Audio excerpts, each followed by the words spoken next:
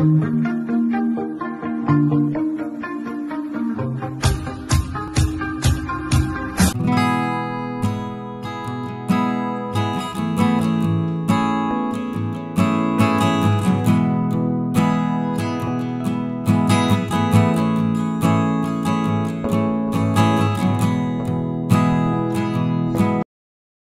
forget to pray.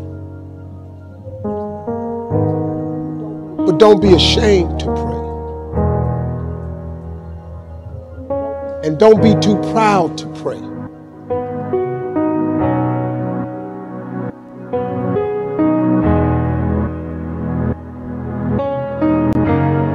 Listen to me. I don't care how dark it looked for you.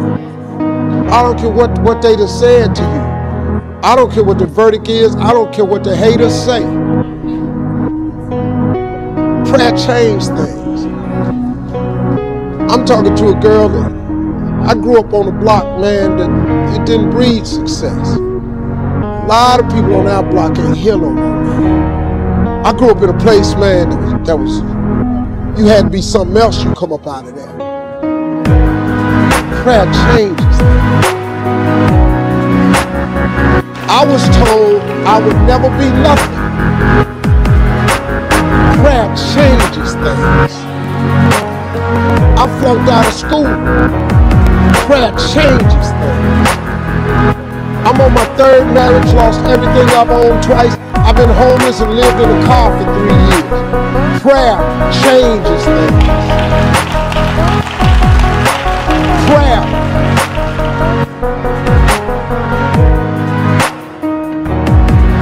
The cool thing about prayer is the one thing that's available to everybody at any given time. Do you know that God ain't ever too busy for you? You know that God actually knows who you are? Do you know that God actually created you to converse with Him? Do you know that God would actually love to hear from you?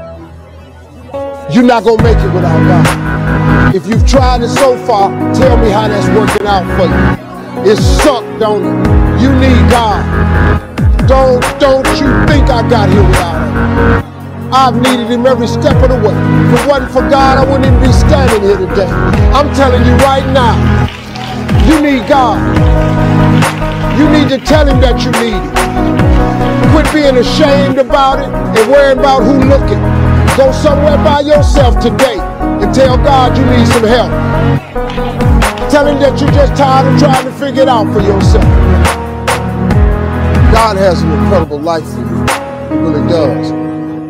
But you ain't gonna get there if you give up. You can't get to what God got for you if you stop.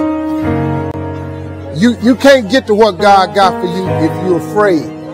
Now I know taking chances is kind of fretful.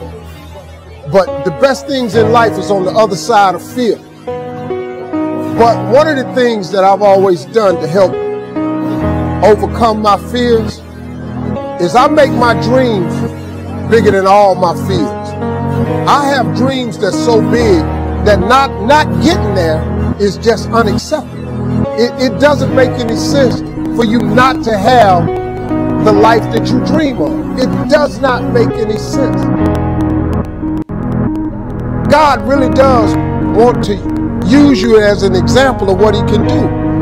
You just got to volunteer. But you got to be willing to go through something to get to it. Success ain't free. They ain't passing out money, man. Anybody sending none to your house. That ain't how this works. You got to go get it. But in order to go get it, you got to want something. You got to have vision boards. You got to have stuff you dream about. You got to have this stuff written down. That being successful is not an accident. Hey man, stop thinking, man, that your life is over because you're a certain age. Who are you to determine? You know what I can't stand when I hear Christians say, well, I guess it was the Lord's will. If it was the Lord's will, I would have had some money by now. No, you can't dump that on God. God's will is that you prosper. That's His will. Now the fact that you done made some adverse decisions to stop your prosperity train from happening, don't dump that on Him. God comes to give you life and give you life more abundantly. That's what he say. Well, then the question is, where your abundant at? You're going down to church, you're memorizing all these scriptures. Why don't you apply some of them? He come to give you life and give you life more abundantly. God got a great life for you, man, but you got to want something. You got to want it, you got to write it down. Most people don't have what they want in life because it ain't written down nowhere.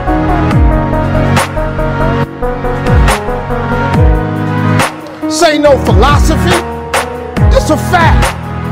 What you waiting on? Write it down. Put some faith on it. And then get ready to go to work.